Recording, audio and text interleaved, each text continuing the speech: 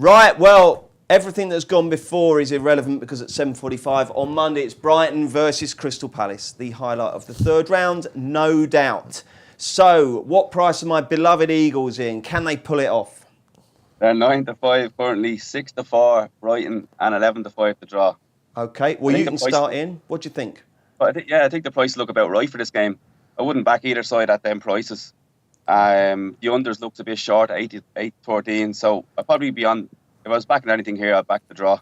Okay, Mark, they fought out the most tepid, appalling 0-0 draw in the league a couple of months ago. I mean, I expected it. I could see it being 0-0, but I thought it'd be one of those fast and furious ones where they just played too quickly. But it was really powder puff. It was a weird game. Yeah, I mean, I think because there's so many teams involved in this sort of relegation scrap that we're seeing, I think we saw a lot of draws over Christmas, and I think actually a draw in the Premier League for a lot, they feel like it's 1 point gain, don't they, rather than two drops. A lot of the time you're just getting closer to that high 30s mark that's going to probably be enough to stay up.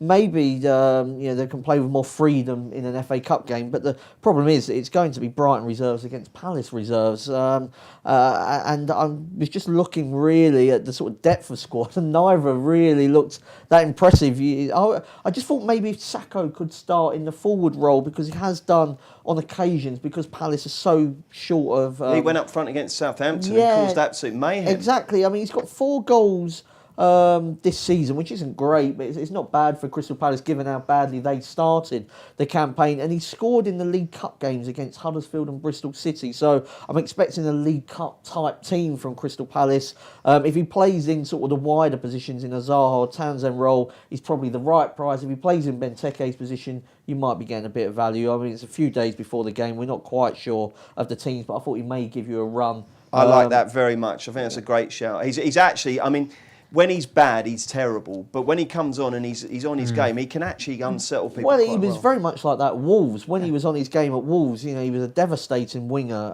And then obviously he had his inconsistencies, and he can look, like you say, he can look useless when. But he can also pull a goal out of absolutely nothing. I mean, there's absolute gunpowder in that boot when he connects. And I thought Brighton looked absolutely exhausted against Bournemouth. I know it was played on a heavy pitch, but and he didn't make many changes, but they were knackered at the end of that game on Monday, weren't they? So I'm still slightly edged towards Palace if you were sort of forcing me to pick a team, but Sacco to score. That's another factor all weekend as well, by the way, guys, isn't it? Not just horse racing. I mean, they're going to be racing on the heavy going at all these football pitches, aren't they? And they have done all Christmas, so there'll be a lot of heavy legs. Dan, what do you think will happen? Oh, I'm keen to pick a team to win the game, just because of the fact that we talk about the teams focusing on the league, that neither side is going to want to replay here, so I don't think it will be like the league game. I think the player-wise, because it's the second strings, there might not be a lot of quality on the pitch, but I think the attitude from both teams will be to try and play positively and win the game. So I just think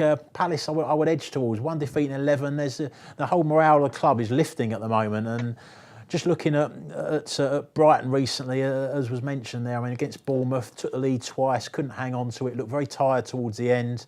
I just think I would just edge towards Palace at 9-5. I just worry that our squad is so threadbare. I can't believe there's anyone else who's Brighton's got... is thin as well. Is it really? So and Houghton, as I sort of mentioned earlier, you look at in his previous jobs, he often rests players in the early rounds of the cup. They went out, didn't they, at Lincoln last year? Exactly. And the timing of the fixture as well. You look at being on a Monday, they're both managers, I think, are going to be looking to the following weekend. I mean, Palace have got Burnley, I think, and Brighton are playing West Brom. Both games, both at home, they're going to be banking on really 3 points in them. I think that's all they're going to be interested in, really.